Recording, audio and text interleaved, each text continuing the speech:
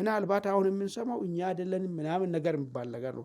ተጠቂዎች ግን የሚያውቁት ጫካ ውስጥ ያለ ጸጉሩን ያጨበረረ መሳሪያ ይዞ ይመጣ እኔ ኦሮሞ ነጻነት ሰራዊት ነኝ የሚል ኃይል ነው ጥቃት እንደፈጸመ። ወጣቱ ጦርነትን እንዲቃወም ቀስቅሳቸዋል ተብለው አባሎች ታስረዋል ብለዋል። የጦርነት የመቃወም ወይም ደግሞ አይኑ ቱዋር የሚል ድምጽ የሚያሰማ አካል እየተሳደደ ነው ማለት ነው። ከዚህ በፊት ከቻይና የገዛቸው ማሽኖች ዝም ብሎ ጠቀሎ አስቀምጧል። በማሽን ስም ግን ህንፃውን አገናትሮ ለንግድ ባንክ ትልቅ ብር ይዞ ከ1 ቢሊዮን በላይ ነው ብድር እየጠየቃል ይዞ ለመሳሪያ ግዢ ሊያውሎ እየተደረገ ያለ እንቅስቃሴ ነው። መንግስት ከሚዋጋ ቲፒኤፍ ማዋጋት እነዚህ ሀራ መሬት ያሉትን አስፈላጊውን ይገዛ አርገ አስፈላጊውን ሎጂስቲክም የሰው ኃይልም ይገዛ እያረክለት ጦርነቱ ቲፒኤፍ እና ቲዲኤፍ መካከል እንደሆነ ልታረጋግጥለት ይገባል። ኤርትራ ጋር የሚደረገው ህገወጥ ግንኙነት ህዝብ ለህዝብ ይባላል፣ ነገር ግን ወታደር ለወታደር ነው። ይህን ነገር አስቆሙ የሚል ነገር መመሪያ ተሰጥቷቸው ነበር የሄዱት። ይህ መመሪያ ጀነራል ታደሰ በጣም አስቂኝ ሰው ናቸው። ባይዘው በጣም የፌዴራል መንግስትን በጣም የሚያላግጡ ሰው ናቸው። የሚገርም ነገር ማለት ነው። ይህን ወረቀት ይፈርማሉ፣ አንዳችም ማለት ነው ወረቀቱን እዚህ ነው ቀዶ ጥሎ ነው የሚሄዱት። የአሜሪካ ደህንነት መረጃ ያወጣው ማለት ነው እዛ ላይ ገልጸዋል። እንዳውም ሩመሩ ድሮንም በእጁ አስገብተዋል የሚል ነገርም አለ። ድሮኑ ግን በአደራ መልክ ኤርትራ እንደተቀመጠ ነው የሚገለጸው።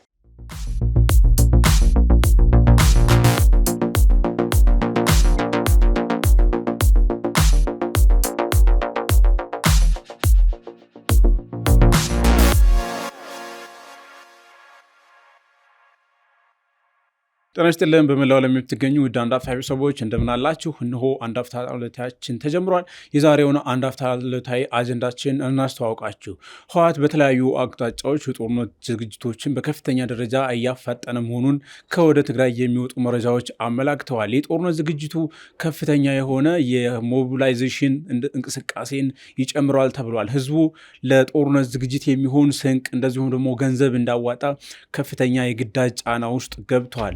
የፌዴራል መንግስቱም ህወሓት ለጦርነት ዝግጅት እያደረገ መሆኑን በጠቅላይ ሚኒስትር አብይ አህመድ በኩል ይፋ አድርጓል። ጠቅላይ ሚኒስትሩ ከቀናት በፊት በትግርኛ ቋንቋ ባስተላለፉት አዲስ ማብራሪያ ህወሓትና ሻዕቢያ ለጦርነት ዝግጅት እያደረጉ ነው፣ ዋጋቸውንም እንሰጣቸዋለን፣ እንደ ትናንት መስሏችሁ ዛሬ ላይ አትናቁን የሚል አንደምታ ያለው መልእክት አስተላልፈዋል። እንግዲህ ህወሓት የመጨረሻ የጦርነት ዝግጅት ወዴት ያመራል፣ የፌዴራል መንግስት ውስጥ ምን አይነት እርምጃ ሊወስድ ይችላል የሚለውን ጉዳይ ሰፋ አድርገን እንመለከታለን። አብራችሁን እንቆዩ በአክብሮት እንጋብዛለን። በቅድሚያ መረጃዎችን አድርሰናችሁ ወደ ዋናው ጉዳይ እንገባለን። የኦሮሞ ነጻነት ሰራዊት ወይም ደግሞ ኦነግ ሸኔ ተብሎ የሚጠራው ታጣቂ ቡድን ወለጋ ውስጥ ሴቶችን የወሲብ ባሪያ ከማድረግ ጀምሮ በሰላማዊ ዜጎች ላይ የፈጸማቸው ጥቃቶች የጦር ወንጀል የመሆን እድል እንዳላቸው አምነስቲ ኢንተርናሽናል አዲስ ይፋ ባደረገው ሪፖርት አጋልጧል። እንግዲህ አምነስቲ ዛሬ ይፋ ያደረገው ሪፖርት እንደሚያመላክተው ታጣቂ ቡድኑ ህፃናትን ጨምሮ በርካታ ሴቶችን አግቶ ጫካ ውስጥ ለቀናት ለሳምንታት በማቆየት የወሲብ ባሪያ አድርጓቸው እንደነበረ ከዚያም በኋላ ጥቃት እንደደረሰባቸው ይፋ አድርጓል። በሰላማዊ ሰዎች ላይ የሚፈጸሙ ጥቃቶችም እንደዚሁ የጦር ወንጀል ሊሆኑ ስለሚችሉ ከዚህ በላይ የተደበቁ ጥቃቶች መጋለጥ አለባቸው የሚል ሪፖርት ነው አምነስቲ ይፋ ያደረገው። ሁለተኛው መረጃችን በመካከለኛው ምስራቅ በአሜሪካና በእስራኤል ኢራን ላይ በከፈቱት ጦርነት የኢትዮጵያ አየር መንገድ በሳምንት ከ130 ሚሊዮን ዶላር በላይ ገቢ ሊያጣ እንደሚችል አስታውቋል። እንግዲህ አየር መንገዱ በአንድ ሳምንት ባስቆጠረው ጦርነት ይህን ያክል ገንዘብ ካጣ በቀጣይ ሳምንታት ጦርነቱ ተባብሶ የሚቀጥል ከሆነ ከፍተኛ በሚሊዮን ዶላር የሚቆጠር ገቢ ሊያጣ እንደሚችል አየር መንገዱ ይፋ አድርጓል። እንግዲህ ወደ መካከለኛው ምስራቅ የሚደረጉ የአየር መንገዱ በርካታ በረራዎች በአንዳንድ ሀገራት እንግዲህ በቀን 2-3 ጊዜ በረራዎች ያደርጋል። እነሱ በረራዎች ተቋርጠዋል የሚል መረጃ ነው አየር መንገዱ ይፋ ያደረገው። ሶስተኛው መረጃችን የፕሬዚዳንት ኢሳያስ አፈወርቂ አስተዳደር ከቅርብ ጊዜ ወዲህ የጀመረው ለአመታት የታሰሩ የሃይማኖት እንደዚሁም ደግሞ የተለያዩ ፖለቲካ አቋም ያላቸው ሰዎችን እየፈታ እንደሆነ ይታወቃል። ከሰሞኑም ደግሞ በሃይማኖታቸው ምክንያት ወይም ደግሞ ሃይማኖታዊ በሆነ ምክንያት የታሰሩ ሰዎችን መፍታቱ ተሰምቷል። እንግዲህ የኤርትራ መንግስት የእስረኞችን የመፍታት እንቅስቃሴ ከኢትዮጵያ ጋር ሊገጥመው ነው እየተባለ በሚገኘው ጦርነት ውስጥ አንድ እርምጃ አድርጎ እየወሰደው ነው የሚሉ ትንተናዎች ይሰማሉ። ውድ ቤተሰቦቻችን መረጃዎችን ከደረስናቸው ወደ ዋናው ጉዳይ እንገባለን። አማን እንደምን አለ? እንግዲህ ወደ ዋናው ጉዳይ ከመግባታችን በፊት ምናልባት ባቀረብናቸው መረጃዎች ላይ ሀሳቦች፣ አስተያየቶች ካሉ በአጭሩ አካፍለንና ወደ ዋናው ጉዳይ እንገባለን። መልካም። እንግዲህ ሁለቱ መረጃዎች ላይ ትንሽ ሀሳብ ልስጥበትና አንደኛው ኤርትራ መንግስት ለአመታት በየጣቢያው ላይ ሲያስራቸው ነበረ በሃይማኖት ምክንያት። ያው እንደሚታወቅ ኤርትራ ውስጥ የሚፈቀዱ ሃይማኖቶች ሊሚት ነው። ዜጎች ሁሉን የፈለጉትን ሃይማኖት የማምለክ መብት የላቸውም። በዚህ ምክንያት ታስሮ በየጣቢያው ላይ ለ10 ለ15 ዓመት እስከ 20 ዓመት የሚቆዩበት ሂደት አለ። እንግዲህ ዛሬ የወጣው መረጃ እነዚህ በሃይማኖት ምክንያት በተለይ ከኢቫንጀሊካል ቸርች ሴክት ውጭ የሆነውን የፕሮቴስታንት አይነት ሃይማኖት ተከታዮችን አይፈቀድም እዛ። ከነሱ ውስጥ የሆነውን ነው እንግዲህ ዛሬ ፈታ የተባለው ነገር ማለት ነው። እንግዲህ ለምንድን ነው የሻዕቢያ መንግስት አሁን ባለው ሁኔታ ዜጎችን መፍታት የፈለገበት ምክንያቱ የሚለውን ነገር ማየቱ ጠቃሚ ይመስለኛል። ምናልባት አንድ ነገር መነሳት የሚችለው ነገር ሻዕቢያ መንግስት ከዚህ በፊት የሚሄድባቸውን መንገዶችን ሪቪው ለማድረግ እና አንዳንድ ማሻሻያዎችን ለማድረግ አስቦ ነው ወይ ይሄን ነገር የሚያደርጉ የሚለውን ነገር ካየን ምናልባት መስተካከል ካለበት መጀመሪያ የምነሳው ህገ መንግስት የሚባል ዜጎቹ የሚተዳደሩበት ሶሻል ኮንትራት የላቸውም። ኤርትራኖች በምንድን ነው የሚተዳደሩ? ምንድን ነው ጋይድ የሚደረጉበት? ውላቸው ምንድን ነው የሚል ነገር የለውም። ሁለተኛ ዜጎች በህገ መንግስት የተረጋገጠ ሀሳብን በነፃነት የመግለጽና የፈለጉትን ሃይማኖት የመከተል መብት የሚያረጋግጥ ህገ መንግስትም የለም። ሌላ ሰብአዊ መብቶችን ዓለም አቀፍ ድንጋጌዎች የተደረገው ድንጋጌዎች እነዚህን የሚያከብሩለት መብትን የሚረጋገጥበት ነገር የለም። ሌላ የመደራጀት መብት የሚባል ነገር የለም። እነዚህም ባልመለስክበት ሁኔታ አንድ ሰውን ወስደ 15 ዓመት ጣቢያ ውስጥ አስረ ካደነዘዝኩ በኋላ ብትፈታ ምኑ ነው ለውጥ የሚሆነው የሚል ነገር ነው። ኦኬ ለለውጥ አስቦ አይደለም፣ ነገር ግን እርቅ መፍጠር ማህበረሰቡ ውስጥ መግባባት እንዲፈጠር ታስቦ ነው ወይ ከተባለ 15 ዓመት ያለ ፍርድ ቤት ውሳኔ ያለ ምንም ነገር ተወስዶ ለዛም በቂ ባልሆነ ባይዞ የሚታሰሩት እንደኛ ሀገር እስር ቤት አይደለም። ለምሳሌ ወይኒ ቤቶች አሉ አይደል? እኛ ሀገር በተለያየ ቦታ ያሉ ወይኒ ቤቶች አሉ የተሟሉ ሁሉም ነገር እንደ ሀገሪቱ ሐቂም መሰረት ወይኒ ቤት አለ። እንደዛ አይደለም። ልክ እንደ ጣቢያ ላይ ነው ይሄንን 10 ምናምን ዓመት የምትታሰረው። አስብ እንግዲህ አንድ በጣም ጠባብ የሆነ ግቢ ውስጥ ለ10 ምናምን ዓመት መታሰር። ኢቨን አሁን በዚህ ሁኔታ ብትፈታ ቁርሾ ነው ይዘህ የምትወጣው? ቂም ነው ይዘህ የምትወጣው ወይስ ምረትን ነው ይዘህ የምትወጣው?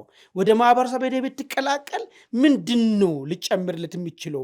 መግባባት ማህበረሰብ ውስጥ ትፈጥራለህ ወይስ የዛ ቤተሰብ የዛ ሰለባ የሆነ ቤተሰብ አካላቶች እንዴት ነው ያን ስርዓት የሚያዩት የሚለውን ነገር ነው እኔ ምን አስበው እንደሆነ አልገባኝም። ሪፎርም ከሆነ ለውጥ ከሆነ መሰረታዊ ለውጥ ለማምጣት ከእንትን ጀምሮ ምንድን ነው ናሽናል ሰርቪስ ጀምሮ አንዱ ኤርትራኖችን ከሀገራቸው እንዲሰደዱ ብን ብሎ በዓለም ላይ የባህር አሳ እየበላችሁ እንዲያልቁ ከሚያደርገው ነገር ውስጥ አንዱ ናሽናል ሰርቪስ የሚባለው። ናሽናል ሰርቪስ ብዙ ሀገራቶች ያደርጋሉ።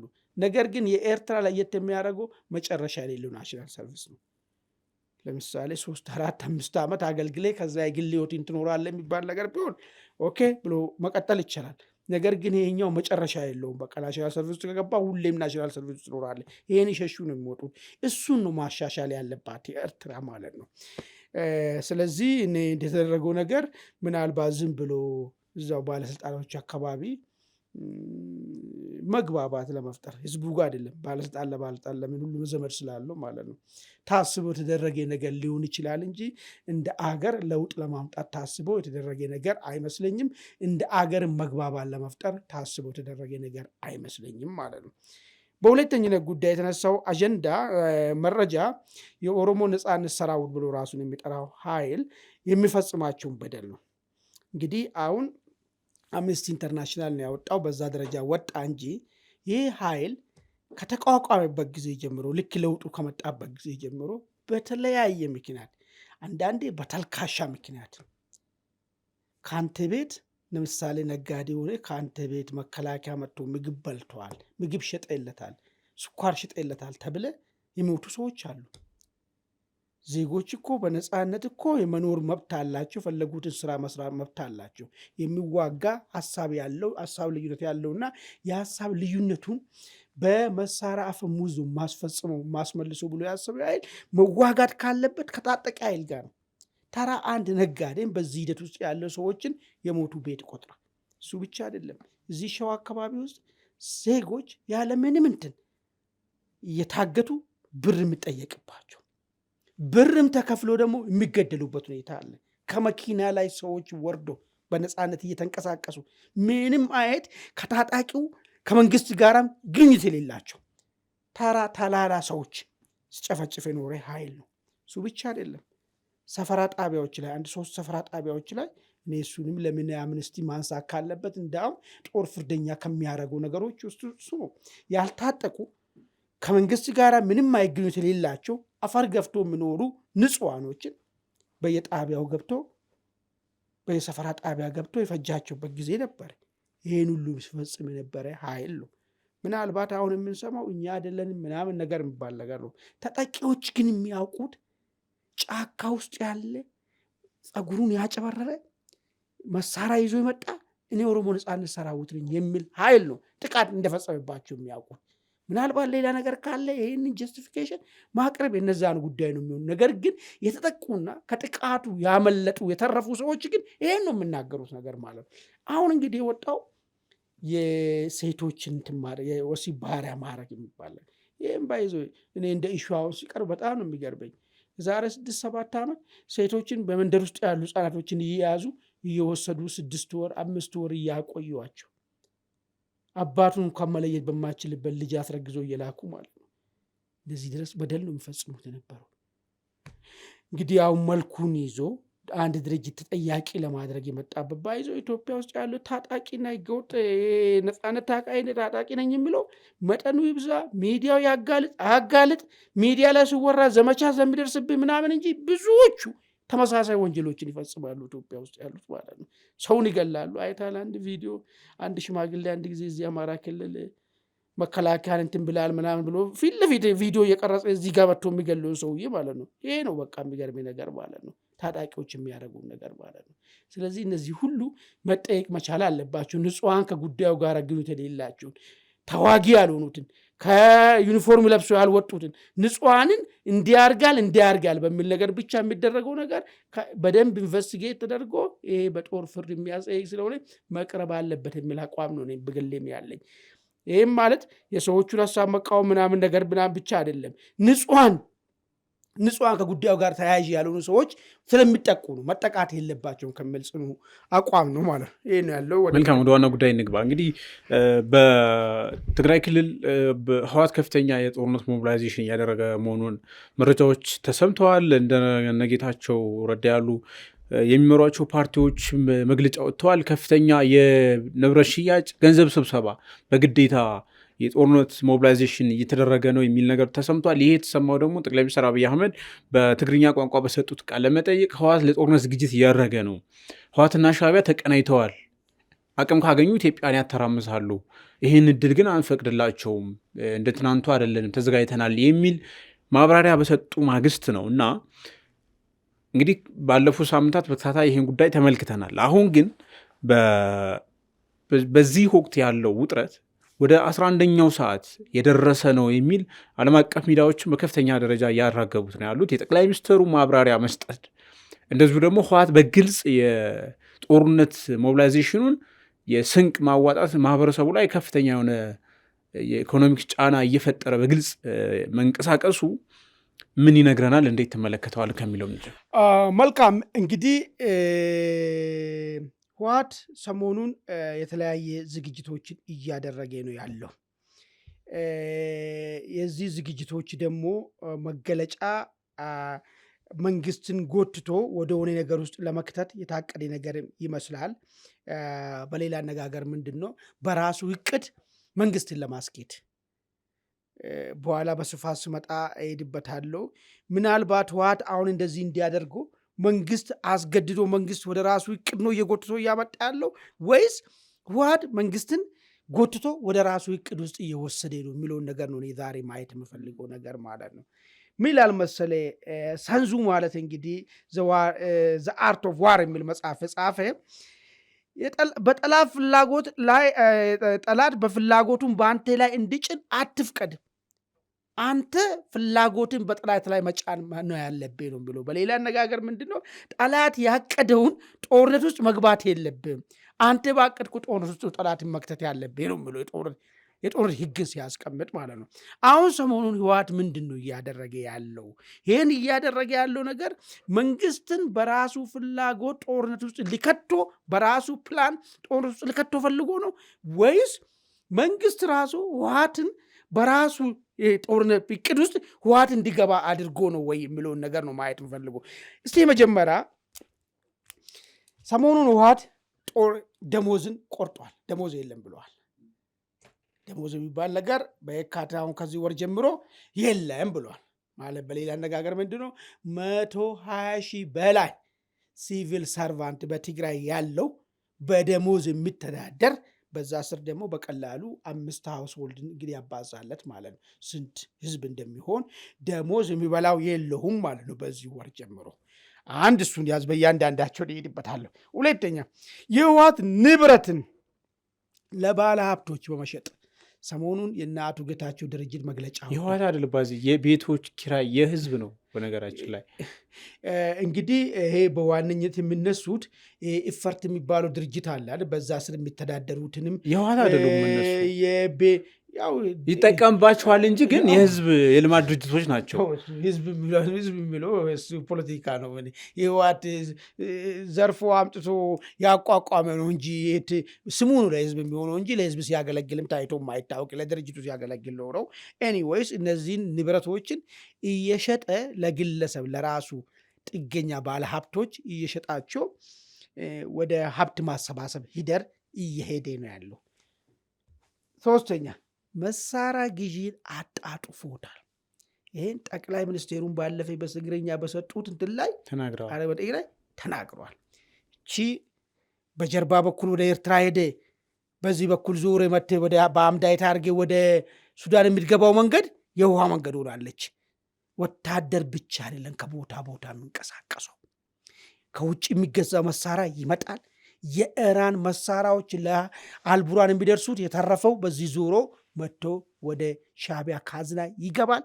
አልፎም ተርፎም በውጭ የሚገዙ መሳሪያዎች በቀይ ባህር በኩል በምጽዋ በኩል በቀጥታ የተጫኑ ይመጣሉ። ስለዚህ ነው አሁን ሀብቱም ያስፈለገበት ምክንያቱ ያላቸውን ከዛ በላይ ሀብት ስለጠየቀ መሳሪያ ግዢው እያጣጣፉ ነው ያሉት። ሌላ በኤርትራ በኩል ሱዳን ጋር ከፍተኛ ግንኙነት እየተደረገ ነው ያለው። ይህን አንድ መረጃ አሁን ሰሞኑ ምንድነው የሚባለው የአሜሪካ ደህንነት መረጃ ያወጣው ማለት ነው፣ እዛ ላይ ገልጸዋል። እንደውም ሩመሩ ድሮንም በእጁ አስገብተዋል የሚል ነገርም አለ። ድሮኑ ግን በአደራ መልክ ኤርትራ እንደተቀመጠ ነው የሚገለጸው። ለሰራዊቱ ለጦርነት ላይ ለተሳተፉት ፖሊስ አባላቶች ቦታ የማደል ስራዎች የተሰሩ ነው። መሬት የማደል ይህም አደገኛ ነገር ነው። ቀለል ያለ ነገር መሰለ እያንዳንዱን የተረትነዋለሁ። ሌላ የፌዴራል መንግስት ጦርን ከሁሉም አገሪቱ አካባቢ ወደ ትግራይ ቀጠና እንዲመጣ ሁኔታዎችና ለጦርነት ዝግጅት እንዲከናወን ተደርጓል ማለት ነው። እስቲ እነዚህ ነገሮች ለምን ተደረጉ? መደረጋቸውስ ምን ይዞ ይመጣል የሚለውን ነገር እስቲ አንድ በአንድ ለማየት ልሞክር። ደሞዝ መቆረጥን በተመለከተ ከዚህ በፊት እኔ እናንተ የዚህ መድረክ ላይ አንስተን ተወያይተንበታል። ከሻዕቢያ ጋር የማይገባ ግንኙነት ሲደረግ አቁም ተብሎ ጀነራል ታደሰ ስላኩም ይሄንን ከአንዱ ከሚሰሩ ስራዎች ውስጥ በላይ በኩል የኢትዮጵያ ሉዓላዊ ግዛት እንዳይደፈር ኤርትራ ጋር የሚደረገው ህገወጥ ግንኙነት ህዝብ ለህዝብ ይባላል፣ ነገር ግን ወታደር ለወታደር ነው። ይህን ነገር አስቆሙ የሚል ነገር መመሪያ ተሰጥቷቸው ነበር የሄዱት። ይህም መመሪያ ጀነራል ታደሰ በጣም አስቂኝ ሰው ናቸው። ባይዘው በጣም የፌዴራል መንግስትን በጣም የሚያላግጡ ሰው ናቸው። የሚገርም ነገር ማለት ነው። ይህን ወረቀት ይፈርማሉ፣ አንዳችም ማለት ነው ወረቀቱን እዚህ ነው ቀዶ ጥሎ ነው የሚሄዱት። ለመፈጸም ፍላጎትን ፍቃድ የላቸው። ሲሄዱ እንዲያውም የባስ ብሎ ይህን ሂደቱን በጣም ተጠናክሮ እንዲቀጥል ነው ያደረጉት። አንድ እሱም ብለው፣ ሁለተኛ የፕሪቶሪያል ስምምነትን ጥሶ ፕሪቶሪያል ስምምነት አንቀጽ 6 የሚለው ወታደሩ በአንድ ወር ውስጥ ዲስአርም ይሆናል ነበር። ነገር ግን እነሱ እሱን ጥሶ ኮማንዶ እያሰለጠኑ ከፍተኛ ለጦርነት ዝግጅት እያደረጉ ሄዱ። ይሄ ምንን ሊያመጣ ይችላል ማለት ነው? ፌዴራል መንግስቱ ሶፍት ፓወር እንዲጠቀም ያደርገዋል። ያ ሶፍት ፓወር ምንድን ነው? በጀትን ያዝ ታደርጋለህ ማለት ነው። በጀቱ ለሰራዊቱ ማሰልጠኛ ከሆነ፣ በጀቱ ለሚቀጥለው ጦርነት ዝግጅት ከሆነ፣ ነዳጁ ለሚቀጥለው ጦርነት ታንክ የሚሆን ተደርጎ የሚዘጋጅ ከሆነ ለምንድን ነው የምትሰጠው? ያዝ ማድረግ አይቀርም። ከዚህ ጋር ተያይዞ ደሞዝ መክፈል ያቅታል። ደሞዝ ሲያቅተው ግን ምንድን ነው ያደረገው? ህወሓት ደሞዝን አቋርጫለሁ ነው ያለ። ደሞዝን ያቋረጠበት ምክንያቱ ምንድን ነው? ሰራዊቱ ሲቪል ሰርቪሱ ህልውና አደጋ ውስጥ እንዲገባ ነው። ቅድም ነገር ያለው 120 ሺህ በላይ ሲቪል ሰርቫንት ነው ያለው በትግራይ ክልል። በዚህ ስር ደግሞ ቤተሰቦች አሉ። ደሞዝን ፌዴራል መንግስት ስለቆረጠባችሁ እንዳትኖሩ እያደረገ ስለሆነ፣ ስለዚህ መኖራችሁን ለማረጋገጥ ህልውናችሁን ታረጋግጡ ዘንድ ወጥታችሁ መታገል አለባችሁ። ለጦርነቱ ከወጣችሁ ህልውናን ታረጋግጣል፣ አሊያ ግን ተኝተህ ትሞታለህ የሚል አማራጭ ለመፍጠር ሆን ብሎ ይህን ጫወታ ለመጫወት ደሞዝ የለም ከዚህ ወር ጀምሯል። ደሞዝ ከሌለ እሺ ምንድን ነው ታዲያ የሚፈጠረው? ደሞዝ ከሌለ በቃ አንተ ልክ ባለፈ የፌዴራል መንግስቱና ህወሓት መካከል እንደተደረገ ጦርነት ወደ መከላከያ ወይ ደግሞ ወደ ጦር አካል ስትሆን እዛ ቀለብ ትበላለህ፣ ለቤተሰቦች ደግሞ የሆነ እርዳታ እንሰጣለን ነው እያለ ያለው ነገር። በዚህ ሂደት ውስጥ ግን ካልተሳተፍከው ግን ደሞዝም የለም በላም ነገር የለህም። ግን ከምንም በላይ ደግሞ ደሞዝ እንዲከፈል ይህንን ደሞዝን የቆረጠ ማንቁርጥን የቆረጠውን ፌዴራል መንግስትን ውጣና ተፋለም። የምትፋለመው ደግሞ ጀስቲስ ዋር ነው፣ ፍትሐዊ ጦርነት። ሌላም ነገር ተሰምቷል። አሁን ከኢኮኖሚክ ጫናዎች በተጨማሪ ወጣቱ እንግዲህ ወደ አዲስ አበባ እየፈለሰ ነው፣ ጦርነት አልፈልግም በሚል ደብረጽዮን ባለፈው ለአድዋ በዓል ላይ ባደረጉት ንግግር አዲስ አበባ ብትሄዱ ከብልጽግና ካራ አታልፉም የሚል አይነት ነገር ሰው በግልጽ አምነዋል። እነሱም እያሳደዱት እንደሆነ ወጣቱን። ከዛ ውድብ ወለዶ ወይም ደግሞ የትግራይ ነጻነት ፓርቲ የሚባል ፓርቲ አለ። እሱ ያወጣው አንድ መግለጫ አለ። ወጣቱ ጦርነትን እንዲቃወም ቀስቅሳችኋል ተብለው አባሎች ታስረዋል ብለዋል። የጦርነት የመቃወም ወይም ደግሞ አይኑ ትዋር የሚል ድምፅ የሚያሰማ አካል እየተሳደደ ነው ማለት ነው። አዎ ዋናው እኮ እነሱ ለሚያደርጉ ለተዘጋጁ ለጦርነት ፍትሐዊነትን ልብስ ለማልበስ ነው እየሞከሩ ያሉት። አሁን ጦርነት ደሞዝን ስታቆሙ ታዲያ ደሞዛችንን ካቆመ ምን እናርግ? ቁመን እንሞት ወይ ምን በልተን እንኑር? ስለዚህ የህልውና ጉዳይ ስለገጠመን መፋለም አለብን የሚል ስሜት እንዲፈጠር ሆን ተብሎ የተደረገ ስትራቴጂ ነው። ይህ ማለት ምንድን ነው? በዚህ ሂደት እንግዲህ ይህን ታደርግና መንግስትን በአንተ እቅድ ውስጥ መክተት ማለት ነው። አንተ ያቀድከው ጦርነት ውስጥ ለመክተት። ለዛ ነው ቅድም የሳንዙን ጉዳይ ያነሳውልን። ይሄ በጀት ደሞዙን በተመለከተ የተነሳ ሴራ ወይ ደግሞ ተንኮሉ ነው። ሁለተኛ ንብረትን በተመለከተ ሀብትን የማሰባሰብ ስራ እየተከናወነ ነው ያለው። በሚገርም ሁኔታ ይሄ ነገር እዛ መቀሌ ጋር ብቻ አይደለም እየተደረገ ያለ።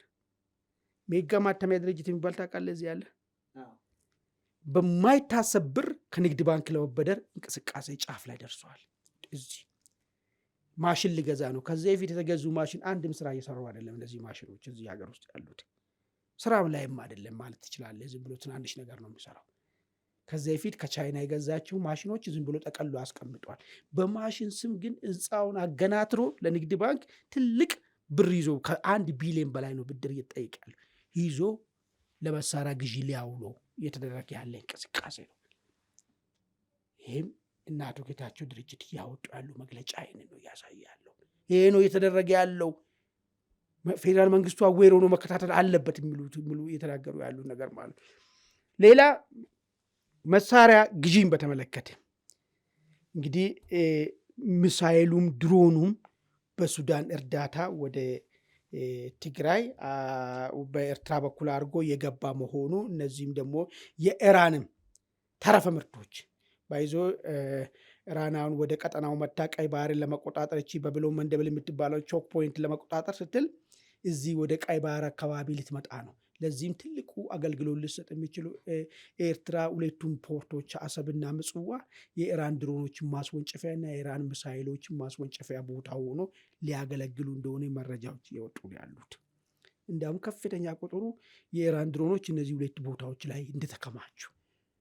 ኤርትራ ግን የራሷ ፍላጎት ያላት ኢትዮጵያን ሰላም መንሳት ስለሆነ ዋናው ነጥቡ ኢትዮጵያ ሰላም ካልተነሳች በቀር ለውጥ እኛ በተረጋግተን አንኖር የሚል አቋም ስላላቸው ለነዚህ አማጽያኖች ልክ ለነ ህወሓት አይን ነገሮች ለነ ፋኖ አይን ነገር ኦሮሞ ነጻነት ሰራዊቶች በሚችሉት ልካቸው ይሄን የኢራንን መሳሪያ ለማስታጠቅ ያለምን ቅድመ ዝግጅት እየሰራች መሆኑ ይታወቃል። ስለዚህ እነዚህ ሁሉ ወደ ውስጥ የሚገቡበትና በተቻለ መጠን ደግሞ ግዢዎችን በግዢ በእነሱ ልክም ግዢዎች እየተፈጸመ ነው የሚገኘው ማለት ነው። ኦኬ ይሄ ከሆነ ምን መደረግ አለበት የሚለው ጉዳይ ነው። እንግዲህ ምን መደረግ አለበት የምንለው መንግስት በዚህ ሂደት ውስጥ ምን ማድረግ አለበት? ኦልሬዲ መሳሪያ ተገዝተዋል። ኦልሬዲ ለጦርነቱ አዲስ ናሬቲቭ ተፈጥሮለታል። ፍትሃዊ ጦርነት እንደሆነ ይኸውና ደሞዝ የለም ለፖሊሱ ለመለዮ ለባሹ ትላንትና ለታገለው መሬት ሰጥቷል። ባይዞ ቲፒኤልኤፎች አንድ በጣም የሚገርሙ ነገር ሁሌም የማይተው ተንኮል ማለት ነው። እዚህ ያን 27 ዓመት ሲመሩ የታገሉ ቤተሰቦች ናቸው በግንባር ቀደም ሀብት እንዲዘርፉ የተደረጉት። በዛ ትለያለ ወይ ራቅትልና ማቂ ሰው ቦታ የሄድክ ትግረኛ እየተናገርክ ትቦጭቅ እንደሆነ እንጂ እዚህ በእነሱ ራደር ስር ያለ ቦታ ላይ የሚደረገው ነገር ምንድነው? ታግሏል ወይስ አልታገለም በሚለው ነው። ያ ቤተሰቡ ያልታገለ ከሆነ አያስደርሱም። አሁን ይሄ ምንድን ነው ማህበረሰቡ ውስጥ የሚፈጥረው ነገር? ከታገልኩ ነገ ዘርፋለሁ፣ ተጠቃሚ ሆናለሁ። ካልታገልኩ ደግሞ ነገ ከተጠቃሚነት ያስቀሩኛል። ትላንትና ያስቀርተዋል፣ አሳይተዋል፣ ገብተዋል አይደል? አሁን ፖሊሶች ላይ እንደዚህ ነው ያደረጉት።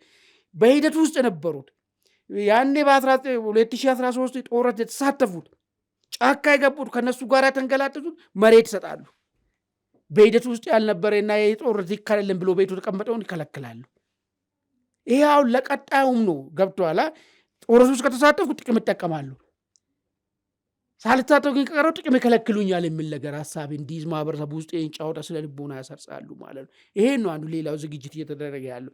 መንግስት ምን ማድረግ አለበት ነው ዋናው ነገር። ወደዛ ከማለፋችን በፊት ሰሩ በትግርኛ ቋንቋ የሰጡት ቃለመጠይቅ በራሱ ቲፒኤልኤፍ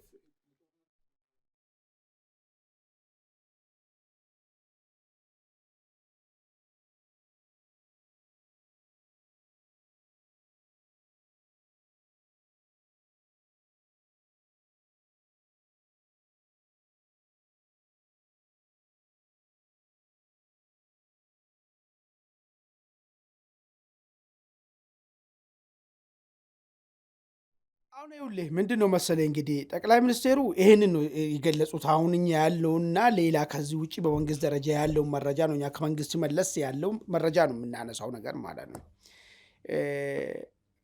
በመንግስት በኩል ጦርነት ለመፍጠር ዝግጁነት የለንም የሚል ነገር ነው ያስቀመጡት። እሱ ያው እንግዲህ እንደሚታወቅ ሁሉም ተከላካይ መሆን ነው የሚፈልገው፣ አጥቂ መሆን አይፈልግም። ግን እንደ መንግስት ደግሞ መንግስት ሪስፖንስብል ነኝና እኔ ለማጥቃት ዝግጁ አይደለሁም። ነገሮችም የመጣሁበት መስመርም ከታየ ይታይልኝ። አሁን ለምሳሌ ዘረዝር ይችላል። ቅድም እንዳነሳውልህ ጀነራል ታደሰ ወደ አመራር ሲያመጡ ጀነራል ታደሰ የመረጡት ራሳቸው ነው። ጀነራል ታደሰ ከሆነ ልጅ ችግራችን ይፈታል ብሎ ነበር፣ ታስታውስ ከሆነ ማለት ነው። አሁን ደግሞ ችግራችን በጦርነት ነው የሚሉት ኃይሎች ማለት ነው። ከዛ ጀነራል ታደሰ ሲመጡ ኦኬ ሺውን እስቲ ጀነራል ታደሰ ከመጣ ይሄን ነገር አስተካክለና ነገሩን ስሙዝ እናድርግ የሚል ነገር ተብሎ ተሰጣቸው ለጀነራል ታደሰ መመሪያ። ጀነራል ታደሰ ከዚህ ወረቀቱን ይዞ መቀሌም ይዞ የደረሱም አይመስለኝም። እዛው በር ላይ ቀዳዶ ሳይጥሉ አልቀረም። ሄዶ የሚፈጸሙት ነገር አሁን የሚያከራክረን አሁን የጦርነት ምልክት የሚሆን ነገሮችን ናቸው ሲፈጽሙ የነበሩት ነገር ማለት ነው። ይሄ ከሆነ መንግስት ምንድን ነው ማድረግ ያለበት? ቆሞ ነው ማየት ያለበት ወይስ እነሱ ለጦርነት ሲመጡ ለመከላከል መዘጋጀት ነው ያለበት የሚለው ጉዳይ ነው። እንግዲህ አሁን በፌዴራል መንግስት በኩልም ባለፈ ፕሮግራማችንም ሰርተናል። በየአካባቢ ያሉትን መከላከያ ሰራዊቶችን እንዳለ ሁሉንም ወደ ሰሜኑ ሀገሪቷ ክፍል እየወሰደ ነው ያለው እና ቆም ሁለቱም እነዚህ መከላከያ ሄዱት አንድም ለህወሓቶች ናቸው፣ አንድም ደግሞ የሻዕቢያ ጉዳይ አለ። ስለዚህ እኛ ግን እንደዚህም ሆኖ አሁንም እንትን አንፈልግም ለመነጋገር ዝግጁ ነን የሚለውን ፖዚሽን ነው ጠቅላይ ሚኒስትሩ እየገለጹ ያሉት። በህወሓት በኩል ደግሞ የፍትሐዊ ጦርነት ነው የምናካሂደው የሚለውን ነገር ነው እያነሱት ያለው። ምንድን ነው ህልውናችን አደጋ ውስጥ ገብቷል፣ ህልውናችን ለማረጋገጥ ነው የምናደርገው ማንኛውም ነገር የሚል ነገር ነው እያነሱት ያሉት። ነገር ግን ማን ነው የቀደመው? አጀንዳው የማን ነው? የማን ነው እቅዱ? የጦርነቱ እቅዱ ነው የሚለው ነገር ማየቱ ጠቃሚ መስለኝ ነገር ማለት ነው። ከዚህ ጋር ተያይዞ ምናልባት የህወሓት ኃይሎች አሁን ወደ ገቡበት ሁኔታ የገቡት በራሳቸው እቅድ ነው ወይስ አይደለም የሚለውን ነገር ማየቱ ጠቃሚ ይመስለኛል። በራሳቸው እቅድ ከሆነ ምንድን ነው ማድረግ ያለብን እኛ? እንዴት ነው እንደዚህ ፌዝ ማድረግ ያለብን የሚለውን ነገር አንድ የተወሰነ ነጥቦችን እስቲ ላንሳ። እስቲ ቅድም የሳንዙን ጉዳይ ያነሳው ለዚህ ነው የሚገርም ነገር ምንድን ነው መሰለኝ፣ ሳንዙ አንተ ያላቀድከውን ጦርነት አትዋጋ ነው ብሎ ለምን አታሸንፍም ምናምለው ገብቶሃል? ፌዴራል መንግስት ያላቀደ እነሱ ያቀዱ ጦርነት ከሆነ ያውን ጦርነቱ የሚሄዱበት ደሞዙ ማቋረጡ ምናምን ማለቱ እነሱ ያቀዱት ነገር ስለሆነ እዚህ ውስጥ መግባት ውድቀት ነው የሚያመጣ እንጂ አሸናፊነት አያመጣም። ስለዚህ ይሄንን አሁን እነሱን እቅድን ማፋረስ ነው መቻል ያለበት ፌዴራል መንግስት። ለምሳሌ አሁን ጦርነቱን ፍትሐዊ ለማድረግ ምንድን ነው ያደረጉ ያሉት? ደሞዝ አቋረጡ።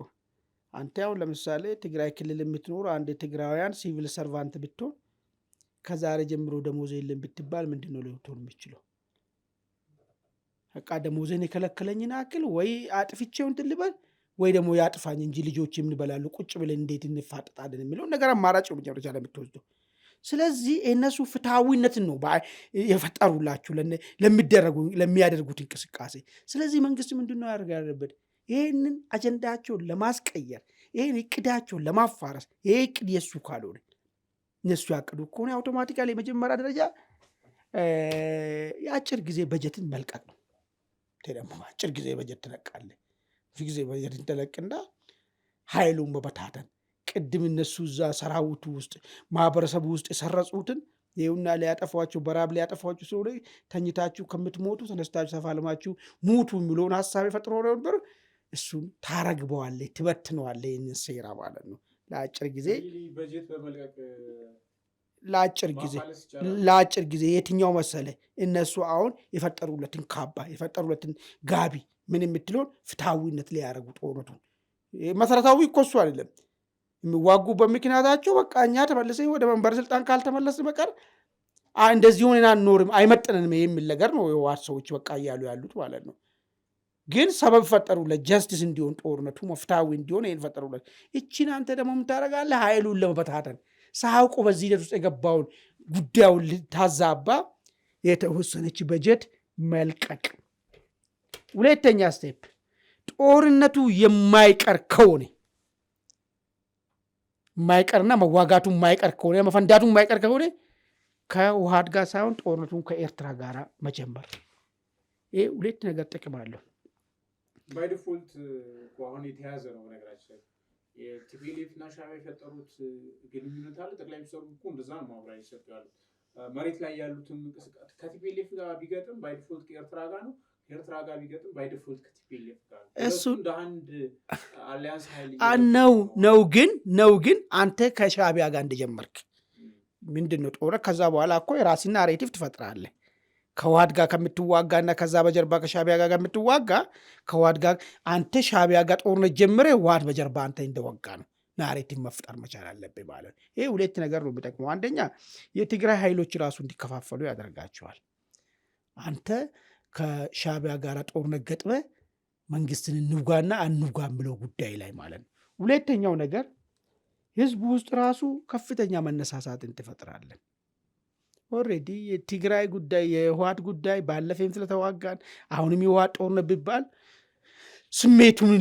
ስሜትም ላይኖረው ይችላል ህዝቡ ማለት ነው። ስለዚህ በደንብ አክቲቭሊ ለምን ለቅድም እነሱ ልክ ደሞዝን በመከልከል ፍትሐዊነት እንዳለበሱ አንተም ደግሞ የዚህ ጦርነት ፍትሐዊነት ልታለብሰው የባህር በር ጉዳይ የትልቁ ጥቅም ጉዳይ መሆኑን እንጂ ከህወሓት ሰዎች ጋር ተራ ተልካሻ ነገር ላይ የምትዋጋበት ጉዳይ እንዳልሆነ ፍትሐዊነት ታለብሰዋለ ማለት። ስለዚህ መሆኑ ካልቀረ ከኤርትራ ጋር ማድረግና ህወሓት ከፈለገ ተቀላቅሎ ይዋጋ እሱን ማድረግ ነው። ሌላ ህወሓትን ጦርነት የሚጀመር ከሆነ እንዳውም መንግስት ከሚዋጋ ቲፒኤፍ ማዋጋት እነዚህ ሀራ መሬት ያሉትን አስፈላጊውን ይገዛ አድርጌ አስፈላጊውን ሎጂስቲክም የሰው ኃይልም ይገዛ እያረክለት ጦርነቱ ቲፒኤፍ እና ቲዲኤፍ መካከል እንደሆነ ልታረጋግጥለት ይገባል ማለት ነው። ሌላ ጉዳይ ግን የደሞዝን ጉዳይ ሌላ አድቫንቴጅም ልክ እሱ የኮንስፓይረሲ ነገር እንዳመጣብህ ሁሉ አንተም የራስን ሴራ መፍጠር መቻል አለብህ። ምን አይነት ሴራ? ደሞዙ ራሱ ባለመሰጠቱ ባለፈ አይ ቲንክ ትላንትና ነው መሰለኝ ያለ የትግራይ ኃይሎች እዚህና ያሉ እነ ኬሪያ ምናምን ነገር የትግራይ ህዝብ በህወሓት ላይ እንዲነሳ ጥሪ እያካሄዱ ነው ያሉት። እሱን ህዝባዊ አመፁ ቀድሞ የምፈነዳበት ሁኔታዎችን ማመቻቸት በኑሮ ውድነት ይሁን በነዳጅ እጦት ይሁን በማንኛውም መንገድ እንደዚህ አይነት ነገሮች እንዲፈነዱ ማድረግ። ሌላ የትግራይ ፖለቲካን ማዛባት አሁን ያለውን ትግራይ ክልል ያለውን ፖለቲካ ማዛባት እንዴት ነው የምታዛባው? ለምሳሌ ጊዜያዊ አስተዳደርን ከስልጣን ማውረድ፣ ሌላ ሹምሽር ለማድረግ መሞከር ይሆናል አይሆንም ምናምን አይደለም፣ ማዛባት ማለት ነው። ኖርማሊቲውን ማሳጣት ማለት ነው። እንደዚህ አይነት ነገሮችን ሌላ ዲሲቪንግ የሆነ ስትራቴጂ መፍጠር። አሁን እነሱ ሻቢያን ነው ከጀርባ ይዞ ሻቢያ ከሱዳን እንትን ያመጣልናል ምናምን ነው ብሎ ባትደራደር እንኳን በትክክል ችግር እንኳን ከሻቢያ ጋር በድርድርም ባይፈታ ሩም መክፈት ለድርድር ከሻቢያ ጋር ህወሓትን ያዛባል። ይሄ ነገር ይሳካም አይሳካ ሌላ ጉዳይ ነው። ለመነጋገር መነሳት ይሄም ዛጋ በደንብ አድርጎ ነገሮችን ለማዛባት ይጠይቃል ማለት ነው። የጦርነቱ ግን ግድ ከሆነ ቅድም እንዳልኩ ከኤርትራ ጋራ ማድረግና ከኤርትራ ጋራ እንዲሆን ሁኔታዎችን መፍጠር ነው ማለት ነው። ይሄ ነው እንግዲህ ጠቅለል ባለ ሁኔታ ህወሓትን በተመለከተ ያለው ድባብና አሁን ያለው መንግስት ምን ማድረግ አለበት የሚለውን ነገር ስናይ ጠቅለል ባለ ሁኔታ በዚህ ሁኔታ ነው የሚቋጨው ማለት ነው።